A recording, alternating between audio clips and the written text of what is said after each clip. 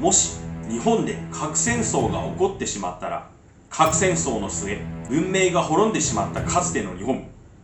そこにうごめく謎の生命体、そんな世界がここにある。フランスから逆輸入の近未来 SF サバイバルストーリー。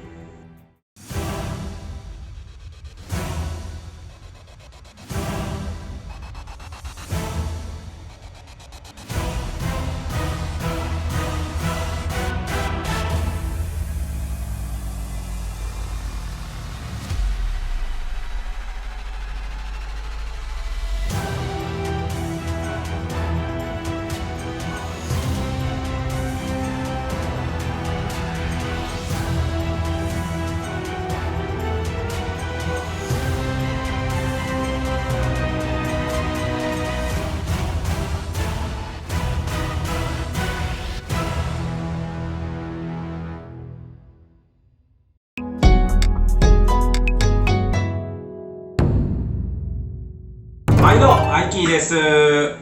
核戦争が起こってしまった後の世界、皆さんどうなってしまうか考えたことありますか？そうですね、映画やら漫画やら小説などではよくね、そういった設定が使われることもあってね、人類が滅んだ後の世界とかがそういう創作物の中では描かれることもあると思うんですけども、実際どうなってしまうのかっていうのをね、想像するのはなかなか難しいと思うんですよね。もちろん実際にそんなことが起こらないでほしいなと思うんですけれども、今日のお話はですね、もしそのような核戦争のようなことが起こってしまった後の世界はどうなってしまうのかというようなお話でございます。核戦争が起こってしまった日本、そんな日から260年の月日が経ち、人類が足を踏み入れることができなくなってしまった旧日本という土地に一体どんなことが起こっているのでしょう。フランスで無実の罪で捕まってしまった男レオーネ、彼は死刑囚なんですけども、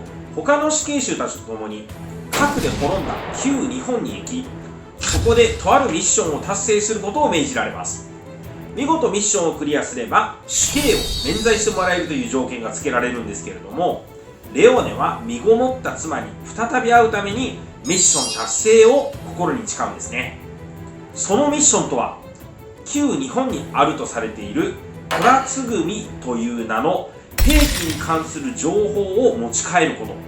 核戦争後の土地なんで、死刑囚たちは防護服と放射線量をチェックする腕時計を持たされているんですけども、そんな彼らを乗せた飛行機が日本に上陸しようとするも墜落、不時着してしまいます。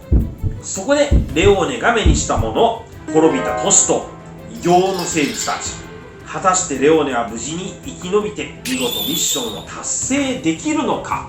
僕がもしこんな感じで同じようにこの日本に送られてしまったらどうなるかって考えたら、まあ間違いなく最初の飛行機墜落の時に死んでますね。運よく生き延びてももう2日もしたら死んでると思いますね。そんな放射能汚染されてしまった旧日本にはこんな異形の生物たちがいます。服を着た何かと言われるものや巨大な鳥の化け物のようなもの、空飛ぶ猿にでっかい猿ですね。あとこの羽の生えてるよくわからない生き物と真っ黒なキムクジャラのでかいゴリラみたいな、まるで B 級モンスター映画のようなわけのわかんない生き物たちがめちゃくちゃいますね。この鳥の足を持っている少女の名前がつぐみっていうんですけども、このつぐみがこの物語全体のキーパーソンとして話が進んでいくんですね。このレオーネが旧日本で兵器に関する情報を探す旅の最中に、このつぐみとどういった関係になっていくのか、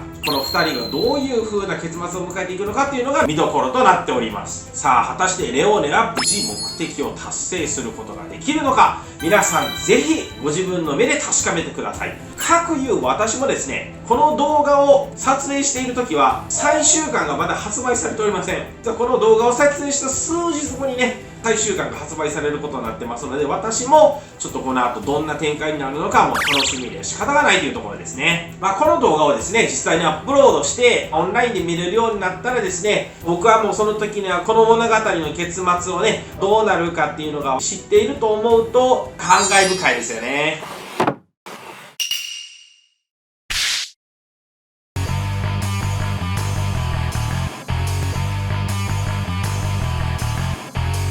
張ることが男のたった一つの勲章だってこの胸に信じて生きていた。さて皆さん、このトラツグミ、興味出てきたでしょうかね。もし興味ちょっとでも湧いてきたなーって思っていただけましたら大感謝でございます。今後もどんどん面白い作品をですね、紹介していきたいと思いますので、ぜひ皆さん、いいねとチャンネル登録をよろしくお願いいたします。いやー、漫画って本当にいいもんですよね。それでは皆さん、さよなら、さよなら、さよなら。